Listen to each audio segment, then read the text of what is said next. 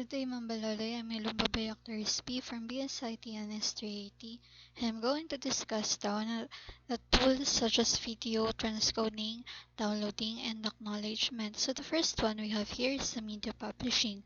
So the first one is yung mga subscription models. So yung mga platforms katulad doon ng Patreon, ng Twitch, ng Substocks na subscriptions is ini-enable nila yung creators para mag-offer ng exclusive content doon behind sa paywall na magge-generate ng predictable incomes through recurring subscriptions. So, next is the targeted advertising.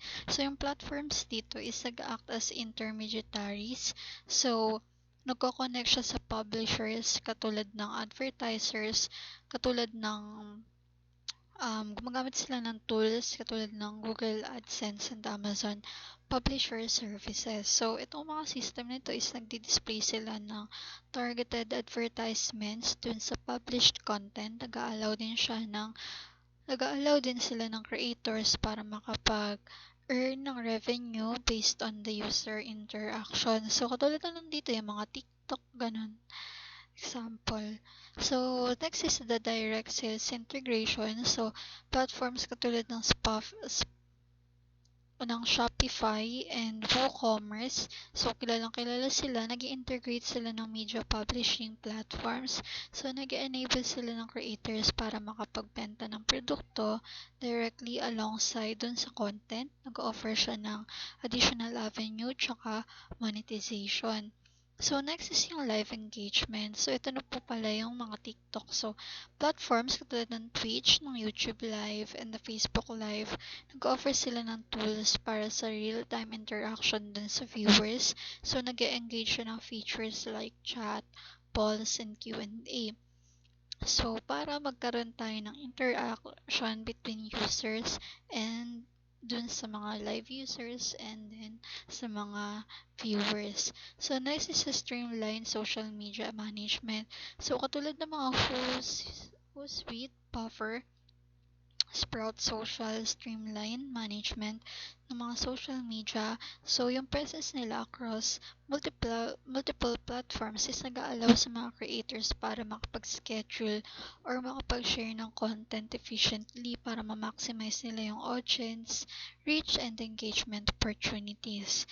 So, next is the interactive features. So, yung mga comment sections and forums, nagpo-provide sila ng space for discussion and interaction between creator and viewers. So, nagpo-foster siya ng sense na sa community and encouraging ng repeat management. So, the next one is the data archiving and presentation.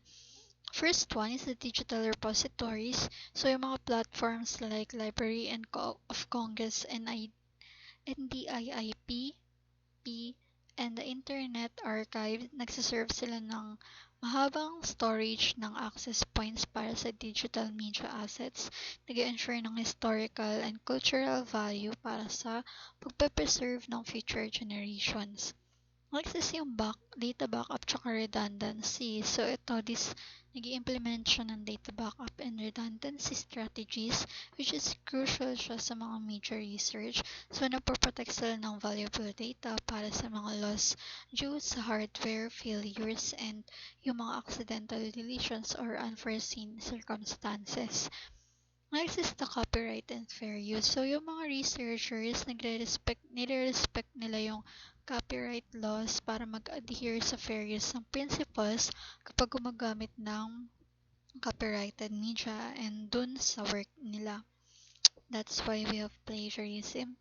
So, next is the informed consent. So, dito is nag-obtain ng informed consent yung mga individuals na nai-involve dun sa media content nila para ma-ensure yung responsible and ethical research practices. So, that's important.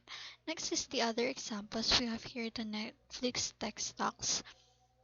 So, we have here the DevOps, which is the Jira, Confluence, the Jenkins, Spinnaker, and Atlas, the NKS Monkey, the Gradle, and the Nebula.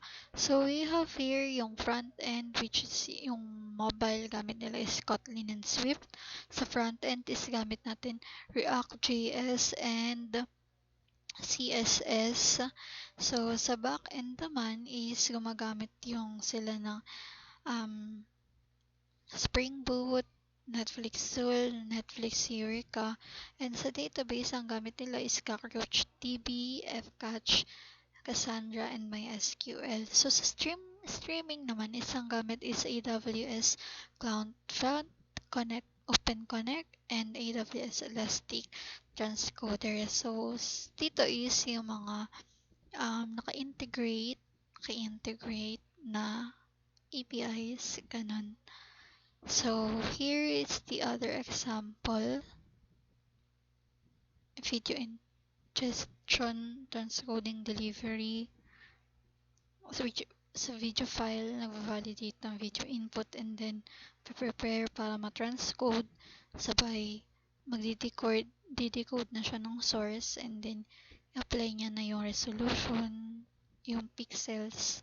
And then sa delivery is yung ipe-prepare niya na yung video and then ipapadala na sa user destination. So another video transcoding process, same process lang din, just another image example. So that's all. Thank you.